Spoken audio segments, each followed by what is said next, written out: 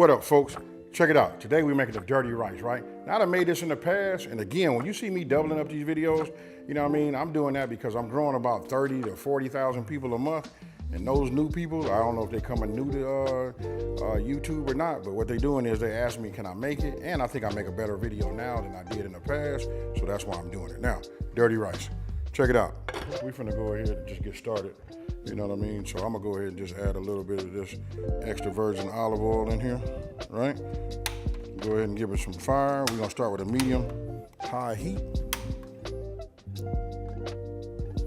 just to get it nice and hot, right? Now let's just talk about these ingredients. Don't forget, as always, and if you're new, all of the ingredients, a full printable recipe is on my website. That's smokingandgrillingwithab.com, and that's WITAB.com. And while you guys are there, you get the chance to look and see what you're gonna make tomorrow or the next day and all of that. Now, let's just talk about this. Dirty rice, chicken gizzards, right? That's what most people make it out of. I could have went with a pound of this. Right here, I got mild, pork sausage. I'm gonna go ahead and make it out of that, right? Because everybody behind the camera and then a couple of people that want to eat, they was like, hey, I don't know if I like the chicken gizzards or nothing like that. You can do it with that. And the only thing that you guys are missing, another way you can make it is, and that's with the liver, right? So as this is heating up, you guys can use a Dutch oven if you would like. You know what I mean? You just want to have something that has a, a top to it. For me, I'm using my hex clad. This is gonna be perfectly big enough for everything. Now, I'm gonna put this back in the refrigerator. Let me set this over here. So we're gonna go ahead and start off with our mild, this is our pork sausage, right? Real flavorful, you know what I mean? So we'll start here. So this is nice and hot, and you can tell you can see the shimmers on the side, but look, when I move it around, it's nice and movable. I don't know the word it is, you know what I mean? But it's actually getting ready to start to, smoke. So I'm gonna pull this off, and we're gonna go ahead and get just a little bit of a little crust on that right now. So we don't wanna break this up or move it. Now what I'm gonna do is, you wanna get yourself one of these meat mashers, right? This protects the pan. You guys using those non-stick. It even helps out when you're using a Dutch oven. No scratches, folks. So now I haven't moved it. Now I'm just gonna break this up like this,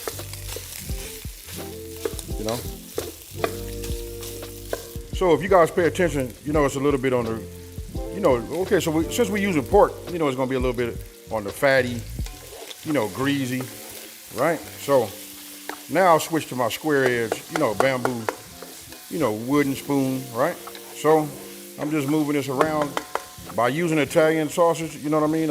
This more like a flavorful sausage, and it's on a mild side, right? We're gonna kick it up a little bit with a little bit of that cayenne.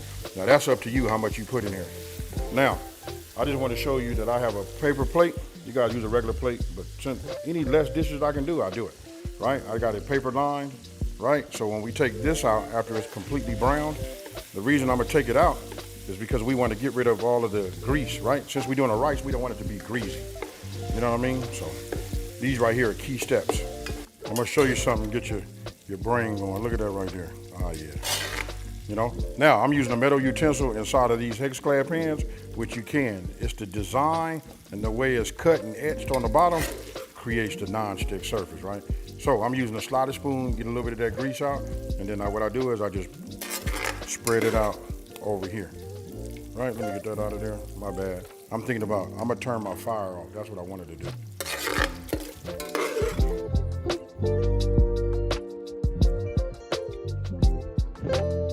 Now I want you guys to come in here and look at this. Now we put a little bit of brown on it. Got a little bit of fine down the bottom. I can actually get that up with this here, but I'm not. Because everybody don't have the hex clad, you know what I mean? But I'm gonna show you something, just 1 second.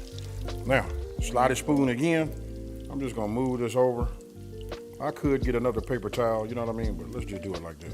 We move it over. You can see all the grease that it didn't absorb. That's why I don't do none of my pork with the andouille, because the objective is to get all of as much of the oil off as possible.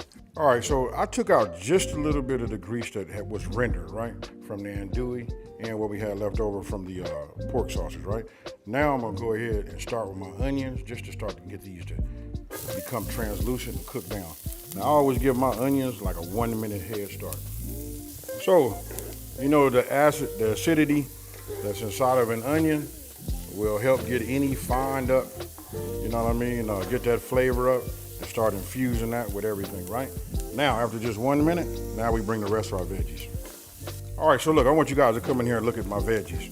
Now, that's up to you how you want your veggies to be. We can cook these down and get them a little bit even more softer, right? But we're gonna do them, for me, I like them like this to have a little bit of integrity to them. You know what I mean? They still got a little bite to them, but they soft.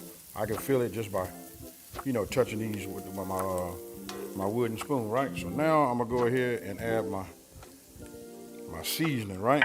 Now when it comes to this cayenne, if you want it to be hot, that's okay. That right there is about enough. I just really wanted like, that might be just a little bit over a quarter teaspoon. You know what I mean? But that's all you need, you ask me.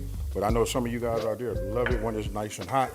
You know what I mean? So maybe you want to do a half a teaspoon, right? But I can tell you, with the Creole kick, oh my goodness, it smells incredible.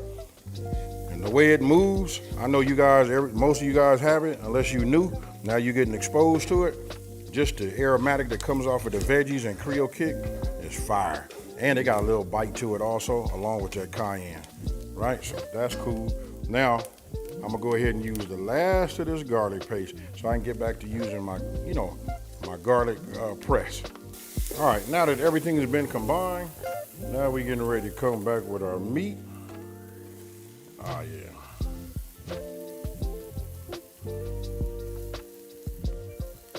This is it right here, folks. Super easy.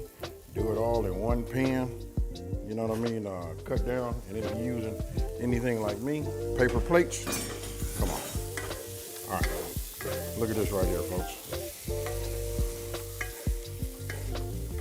I ain't gonna lie to y'all. Some beans, some black beans, get you a burrito. You know what I mean? Get that tortilla out there. Y'all see where I'm going with it. So there's so many things we can do. That's one of the things you guys should like about this channel. You know what I mean? Look, we just give you options. You know what I mean? All right, so now we want to add just a couple of cups of rice. Then when you have your rice in, I like to let that be a little bit on the absorbent side too. Let it get toasty and let it touch the bottom of that pan. All right? Now here's a part that's gonna be tricky for some people, because I'm gonna say you can use chicken broth or you can use beef. In this case here, I'm gonna use some beef broth. You know what I mean? Just a combination of this. You know what I mean? I use the pork sausage. You know what I mean? But sometimes I make this, a lot of times I actually make it out of ground beef. But you see how the rice turned a different color? Look at that. So it's absorbing that. I just let it get a little heat, warm up. Right? And now, I'm gonna come with my beef broth.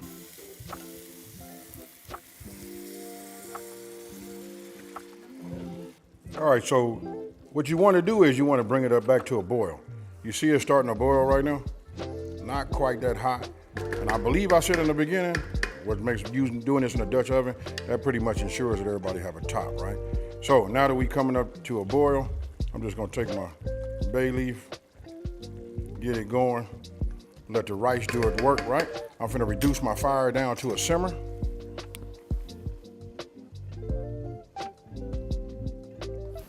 I'm getting ready to put my lid on, and then I'm gonna come back and we're gonna look at it. I'm gonna set a timer for about 18 minutes.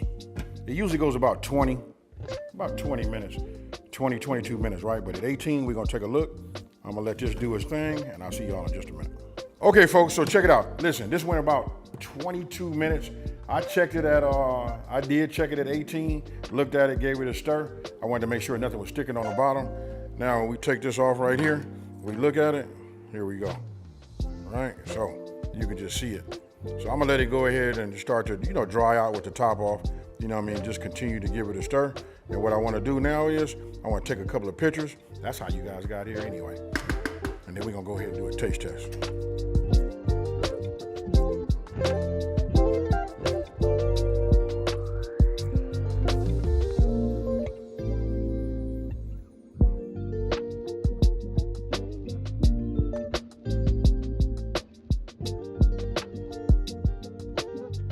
Okay, folks, so now that I done put it in here, you know what I mean, put it all in the bowl. I've already tasted it. It is very, very good. I'm gonna tell you, it's kid friendly. You just wanna make sure you don't put too much cayenne pepper in the inside, you know what I mean, inside of it. The Creole kick got like a nice smooth bite, give you that Louisiana type down south, you know, feel to it. And then I want you guys to pay attention. Look at the rice. You know, sometimes, you know, we say that the rice comes out gummy, you know what I mean, but you can just see, nice, fluffy. It came out, you know, real nice. So listen, just so that I can go ahead and give myself another bite. Cheers, y'all. Oh yeah. Now check this out, folks. That right there is good, right? That Creole kick. Now, if you guys don't have Creole kick, you know, use your favorite Creole seasoning. You know what I mean? But I advise you, you know, like I'm trying to do whatever I can to tell everybody on the planet, Creole kick is the way to go. All right, so listen, you got that in there, a little cayenne pepper. I already stated that I believe this is really like truly kid friendly, real nice. You see it comes out, you know, nice and fluffy. Now, I did that, okay, so when it was the andouille, that was a pork andouille sausage, right? So that goes along with the, you know, the pork Italian sausage that we did in the very beginning. If you guys want to use chicken, you can use that gizzard. You can use ground chicken. You can just like do it your way. So let me know down in the comment section below. Listen, I feel like I'm about to ramble and, you know, over talk it.